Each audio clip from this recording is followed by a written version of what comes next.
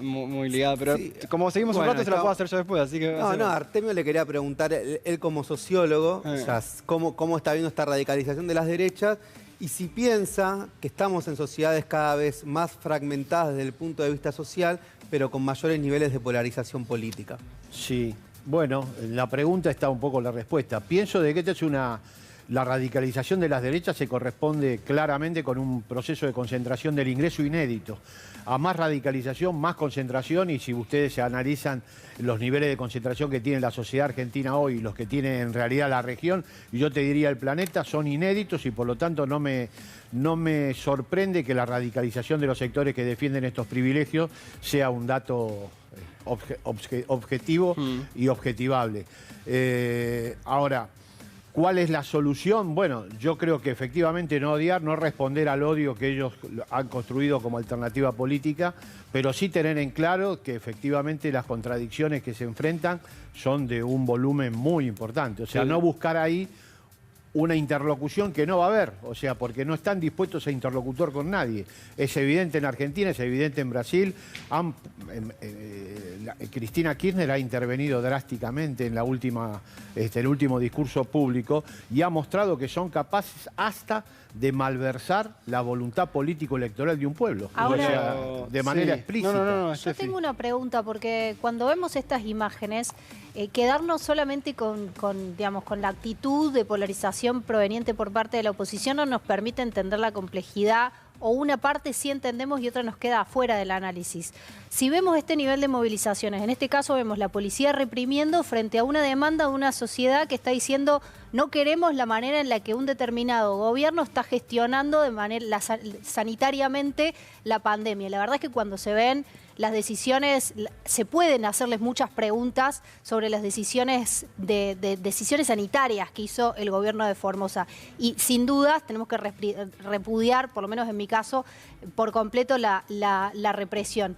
La gran pregunta es, ¿nos quedamos solamente con el análisis de que la oposición está generando estas circulaciones de discurso de odio, que está tensionando, que está polarizando, o también entendemos las demandas legítimas de algunos sectores de la población que dicen esta manera de gestionar sanitariamente la pandemia en este momento no va más? Sí. Bueno, yo creo que efectivamente... No, estoy de acuerdo con vos. O sea, hay que tomar también...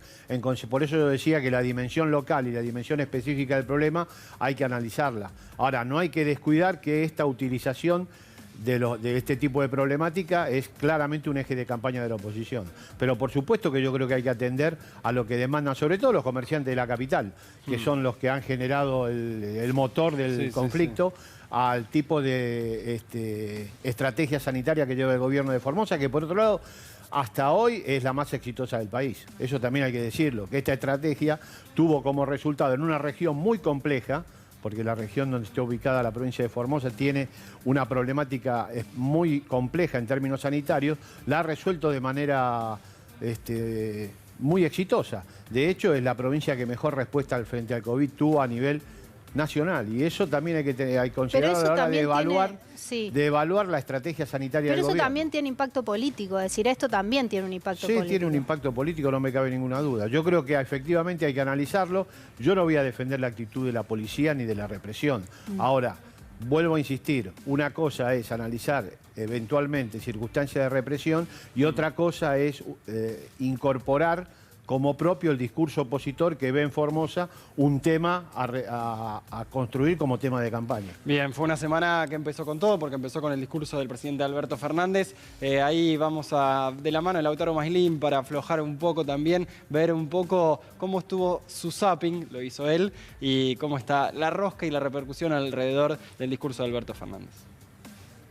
Lo que le contribuyó Carla Bisotti al presidente para este discurso, que no apareció. Que mienta, en todo caso, como mintió Ginés. Es un discurso que ahuyenta la inversión. Al pueblo argentino le ha hecho el jueguito que le hacen a los chicos. ¿Viste? A los chicos cuando son chiquititos y el papá se tapa y dice, ¿dónde está papá? No está papá, acá está papá. Bueno, con Cristina. ¿Dónde está Cristina? No está Cristina, está Alberto. Acá está Cristina. Bueno, ese jueguito nos llevó un año y nos jugamos buena parte del país. Bien. Bien. Decime una cosa, la marcha del sábado para mucha gente fue menos fuerte de lo que se imaginaba, me incluyo. Yo pensé que iba a haber más gente en la calle, no sé si fue que el tema no impactó tanto en la sociedad o era el horario, lo que sea, pero hubo menos gente de lo que uno imaginaba. Yo creo que quizás fue distinta, ¿no? Porque primero que hubo mucho más dispersión. Segundo, que la gente no estaba en autos, y la gente que estaba en autos, que no se quería bajar del auto, no sabía para dónde ir. Me hizo acordar mucho a las Malvinas. En las Malvinas la gente ponía el pesito que tenía, el collarcito. La excepción, decís vos. Y después, todo eso que tenía que ir a los soldados muertos de frío y de hambre, terminó robado por una oligarquía en ese momento militar, ahora por una oligarquía acá. Bien, ahí después fue una semana recontra intensa y ahora vamos a ver un poco la parte, lo de la judicialización de la política. Hay algo que odias que te pregunte, y sobre todo en marzo, que es si todo esto, ¿cómo lo estás viendo en tema votos? Vas a decir, no, claro, en marzo no hay... Pero, ¿cómo traspolamos, cómo hablamos de ese odio, de eso que se va generando, de los outsiders? En términos, no se puede pronosticar, pero no, si hubiera, si hay las dos variables de vacunación y repunte económico, si eso se satisface, son dos variables a considerar, y está comenzando a observarse que eso de alguna manera está respondiendo, el oficialismo va a hacer una elección de medio mandato óptima. Bien. Porque además la oposición renueva 2017, que fue una elección buena para ellos, con lo cual no sería nada extraño que si estas dos variables funcionan, el oficialismo logre mayoría en ambas cámaras, que es el temor. ¿Con el odio adentro o afuera? ¿Con el outsider adentro o afuera? La oposición. ¿Vos decís la oposición con el odio adentro? El outsider, esto que estábamos hablando. Bueno, pero ¿qué outsider puede ser? La construcción de la oposición... No digas eso, ahora dijo eso y ya lo tenemos un candidato cumbiero, no sé qué. No, yo creo que la tercera alternativa, si hubiera una alternativa de outsider no va a funcionar en Argentina. Yo creo que hay dos bloques muy constituidos y ahí se va a jugar el 90% de los votos. La distribución se discutirá, pero no hay una tercera alternativa que pueda surgir. Sobre todo caminando por derecha. La derecha en Argentina, acabamos de escuchar a Bullrich, a Iglesias, más derecha que eso es difícil de conseguir. O sea, está media ya cerrada en torno a Juntos por el Cambio. Al lado de la pared, ¿Ro? Sí, retomando un poco lo que había comentado hace un ratito Artemio, que usted decía que veía en realidad que a cuanto mayor concentración de los ingresos, más radicalización del discurso, polarización, pero digamos, está viendo el caso de Brasil y Argentina que se está masificando este discurso de derecha, y eso, digamos, ¿cómo usted lo analiza? Porque el común de la sociedad, digamos, hay una parte fuerte de la población que está sembrando un odio muy grande. Sí. Digamos, ¿cómo lo ve? Más allá de la oposición y un grupo que es históricamente el de mayor concentración y de riqueza, siempre tuvo un discurso más de derecha. Lo que se está viendo, no solo en la Argentina, sino en países de la región como Brasil, es que se está trasladando a la población en general y de menores ingresos. Sí, comparto. Bueno, todos ustedes son muy jóvenes, pero en Argentina hace rato que hay un sector de la población que tiene el odio incorporado como proyecto político. De hecho, si ustedes se remiten a mediados del siglo pasado, para no ir mucho más lejos, con la caída del primer peronismo, del peronismo bautismal, el de Perón y Eva Perón, se produjeron escenas de odio realmente muy similares a las que vivimos hoy en la actualidad. Bueno, ya se ha dicho muchas veces, desde el viva el cáncer hasta la prohibición de nombrar siquiera a Perón. Bueno, de hecho a Perón le aplicaron el lawfare, lo dijo Ubeira, el doctor Ubeira varias veces en este mismo canal, le aplicaron el lawfare para que no pudiera regresar al país durante 18 años. La justicia también... Ya que hablas de ese tema, vamos a meternos un poco en la judicialización de la política y sobre todo en lo que fue... bueno, en realidad...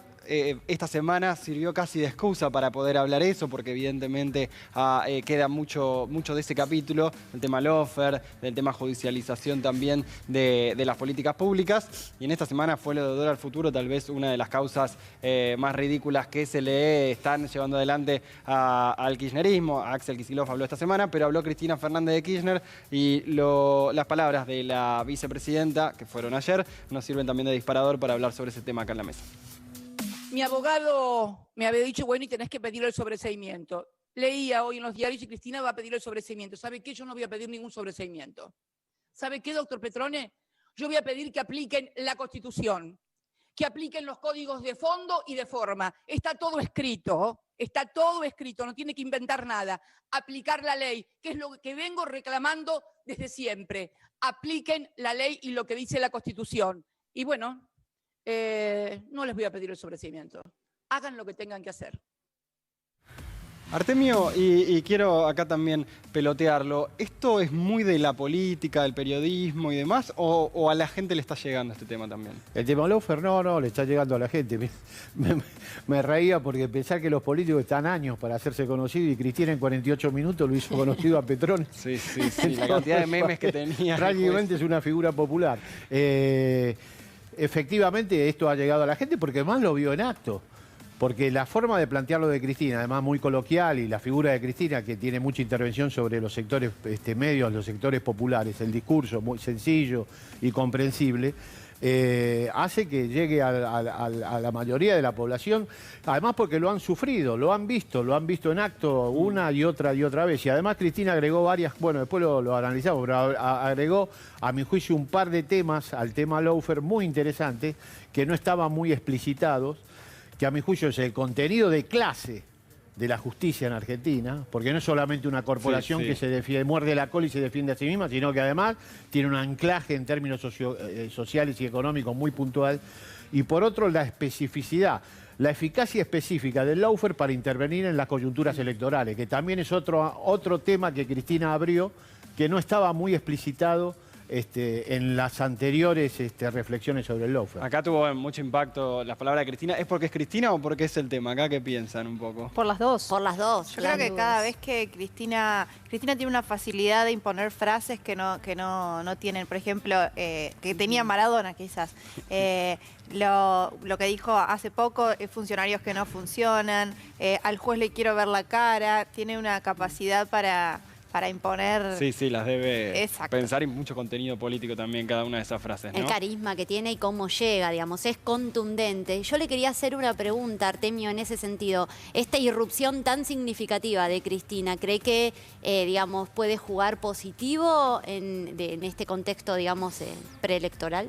Bueno, sí. O sea, la aparición de Cristina para un sector de la población al menos es muy contundente y tiene una carga simbólica. Bueno, es la que concentra el 80% del voto dentro del espacio del Frente de Todos. Es un liderazgo muy potente, por lo tanto, para un sector de la sociedad trae aparejado, obviamente, cuestiones muy positivas y galvaniza un sentimiento de manera muy profunda. Para otro sector genera rechazo, no cabe ninguna duda. Más crispación. Y eso no... Tenemos no otro segmento, solución. Rodo, del discurso de Cristina. Si tenemos otro segmento lo pasamos. Pero bueno, vamos a... no sé si alguno acá quería agregar algo. Creo que Nahuel, sí. No, hay que compartir una cosa que me parece que algo que fue bastante contundente del discurso fue hablar como de esta triple alianza entre el poder financiero, el poder judicial y el poder mediático concentrado, ¿no?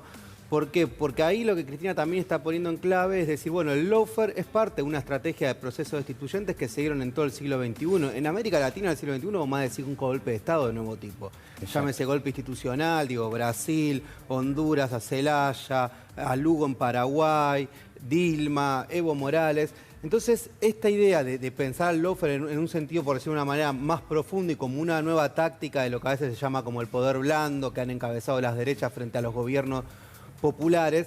La pregunta ahí, para ver también tu visión, Artemio, es, bueno, ¿no es también de alguna manera colocarlo, lo que fue esta intervención jurídica, es también una apuesta cultural, en el sentido de, bueno, que el Lawfare no sea una cosa que solo se discute en un microclima, sino que pase a ser algo dentro de los saberes populares y que eso permita construir otros grados de legitimidad? Porque para democratizar la justicia no va a alcanzar solo con los jueces o con las leyes o con las instituciones. También requiere que la sociedad esté pidiendo ese cambio. Exactamente. Bueno, yo creo que esa es la potencia de la aparición de Cristina, y cuando ella tematiza y logra desplegar su pensamiento en un tema tan complejo, lo hace sencillo y lo hace accesible a la mayoría de la población. Un sector importante de la población reflexiona en esta dirección. Era imposible de pensar hace 3 años atrás que una palabra como Lawfare tuviera un despliegue en el conjunto de la población. Y hay un sector muy importante que lo despliega más, porque vuelvo a insistir en la dimensión electoral, porque me parece que es parte de la estrategia electoral de las derechas el Lawfare. No es que sea algo aislado. Lo han hecho en Brasil, lo han hecho en Bolivia, lo han hecho en Argentina. Vamos a escuchar entonces un segmento más de lo que dijo ayer la expresidenta y vicepresidenta y después pasamos a otro tema, dale. Habían venido a eso, a devaluar, lo hicieron y dijeron, no importa la devaluación, total el precio de la economía, de los bienes, de los servicios está al precio del dólar blue, minga al precio del dólar blue. El precio del dólar era 9,74 cuando yo dejé la presidencia y los bienes y servicios de la República Argentina estaban con un dólar a 9,74. Cuando el genio de las finanzas, Brad Gay, dijo que no, que estaba todo a 15 o 16 pesos, que era el precio del dólar blue, todo a los demonios. Hicieron una devaluación de, no me acuerdo si era el 40, el 60%, catastrófica. Vinieron para eso. Y ustedes, el Poder Judicial, contribuyeron a que ese gobierno ganara las elecciones e hiciera lo que hizo después. Ustedes también son responsables de lo que pasó y de lo que está pasando en la República Argentina. Y realmente me da mucha bronca porque la que sufre es la gente. Y ahí habló de economía, habló del dólar. Steffi, querías acotar algo. Sí, se podría decir mucho porque la verdad es que la causa dólar futuro es una causa que tiene el nodo, es una discusión económica central. Y para que se entienda bien, lo que se está discutiendo en esta causa es quién tiene la potestad de fijar el valor del dólar en la Argentina. ¿Y por qué digo esto? Porque la base de la denuncia es que fue una distorsión del mercado vender el dólar más barato de lo que estaba fijada por el mercado financiero en ese momento. Entonces, la discusión es, ¿por qué pierde plata el Estado? Porque lo que están considerando es que el que pone el valor del dólar es el mercado. La gran pregunta es, ¿por qué el que pone el dólar, el valor del dólar es el mercado y no tiene la potestad el Banco Central como una decisión de política económica? Yo creo que este es el nodo de lo que se está discutiendo y es lo que vimos entre 2015 y 2019 con sucesivas corridas cambiarias y que también tienen un límite político esas devaluaciones. Ahí me queda, Artemio, igual lo podemos charlar después, ¿sí? Pero dólar futuro o esta causa que termina hablando sobre una política pública que decide tomar un gobierno y que lo que dice Steffi. Algo, aunque nos parezca nada que ver, pero algo similar tiene con la querella criminal, con el endeudamiento del FMI, que es lo más terrible que nos pasó, pero igual... En eso están jugando, de tratar de emparentar la causa dólar. Todo el mundo dice, bueno, la causa dólar futuro es una decisión de política económica, no se necesita judicializar. Han descubierto ahora que es un disparate la causa. Pero yo creo que lo hacen para efectivamente recortarle la legitimidad al pedido de querella que hace el gobierno para con el endeudamiento del FMI, que sí, que ha violado varias aparte normas, que realmente no. que ahí sí hay efectivamente delito y esa causa es judiciable. Yo creo que están emparentando dos causas de naturaleza totalmente distintas. Bien, fíjense la frase que